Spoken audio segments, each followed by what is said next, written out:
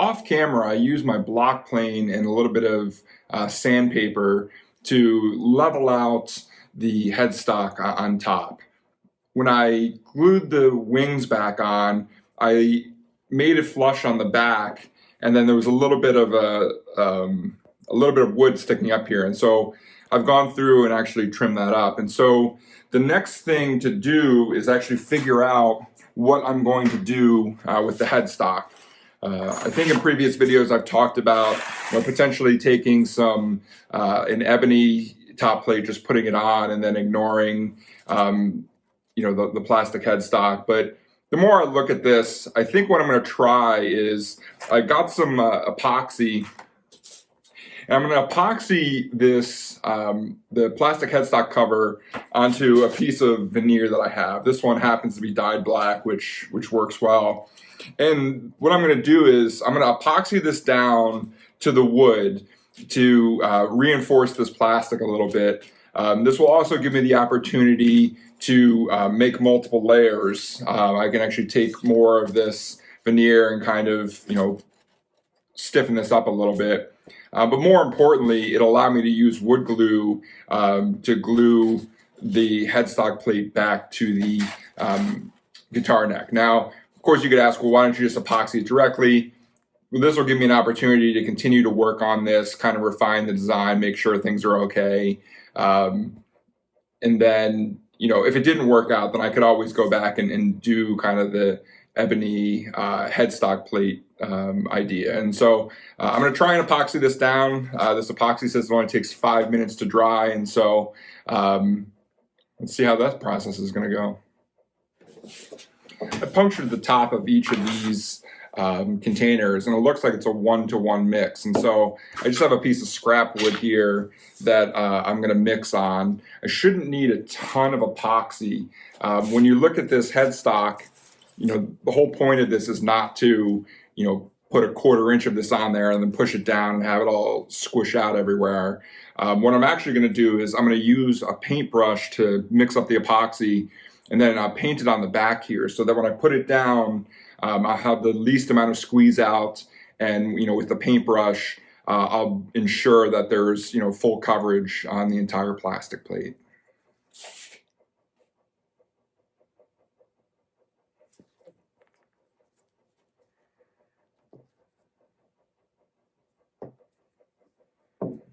Got about 1/4 of a sized of the black here, the part A resin, and here's the hardener. So I'll put another big squeeze of that in.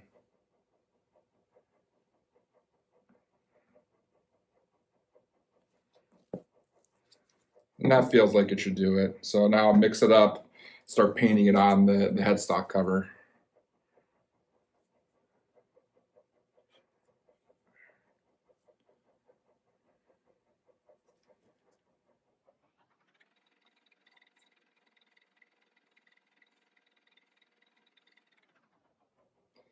This epoxy has a 5-minute cure time, so I definitely want to work fast, make sure I get the back coated, and then press down immediately into that veneer.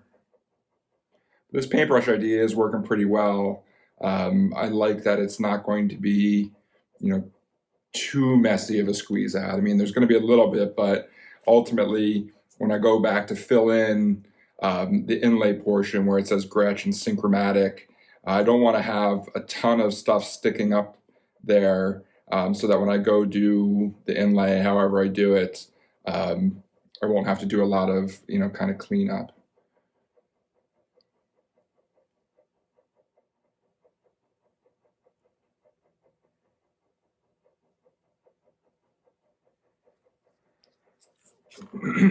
All right, got this covered up, and so now I'm going to smash it into the veneer, and then find a couple heavy things to put on top of it to try and keep it as flat as possible.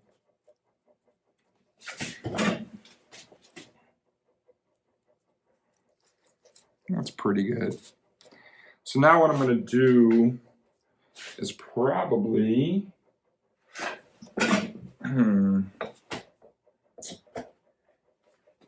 should probably figured this out before I did it, but I'm going to take Yeah, let's do this with a piece of sandpaper. Hopefully sandpaper won't stick. Just take a piece of sandpaper, use my my bench plane here, which is, you know, fairly heavy. It's probably 5-6 pounds. So that should be pretty good while I let this dry. Again, it says it only takes 5 minutes, so really what I'm trying to do, maybe I'll do it this way. I'll put one here, put a second one there to really, all I'm trying to do is make sure it stays flat to the veneer while it's drying.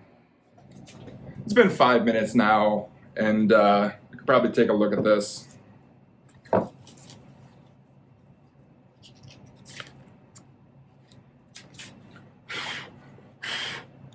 Okay, so that worked mostly how I would have expected it. Looks like I should probably keep the weights on a little longer, flatten it out. But for the most part, it is sticking to the back here. And so, yeah, I'll just keep putting the weights down for a little bit while the epoxy cures. In fact, maybe I can just go ahead and put some more in. Not sure if this is cured or not. Probably should be doing this with gloves.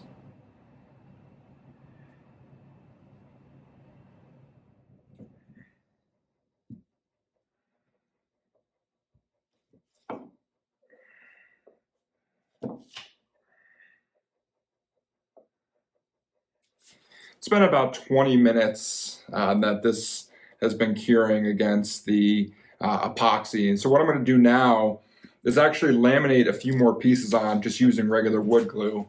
In this case, you know, veneer is going to stick to veneer.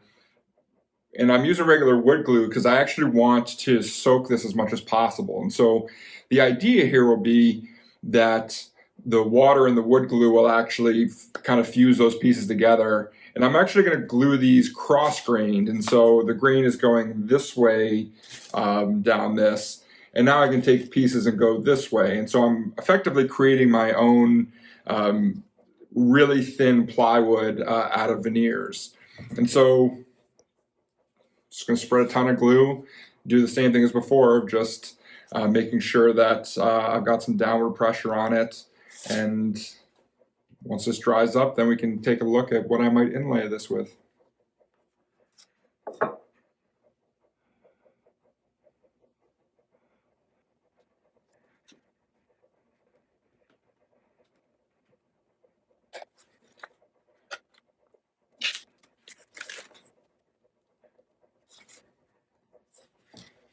Now I'm going to hit it with one more piece going vertically again, and then clamp all of this down. You can already see that this is starting to roll up.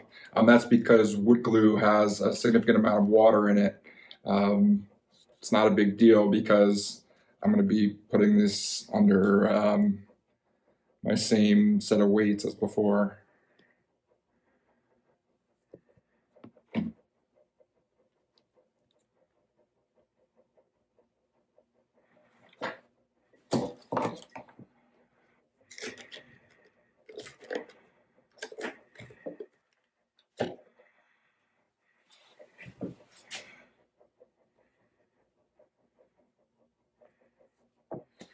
All right, well, let that set for, I don't know, an hour, 2 hours.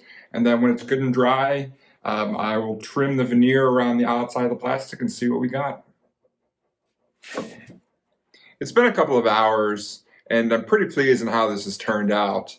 With 3 layers of veneer, you know, it's actually pretty stiff, which is what I was looking for. You know, there's a little bit of wrinkling on the back. As I mentioned, the glue has a significant amount of water in it, and the water, you know, interacts with the thinner veneer and you know, wrinkles up a little bit. But overall, I think I'm in pretty good shape. There is very little squeeze out on the top here.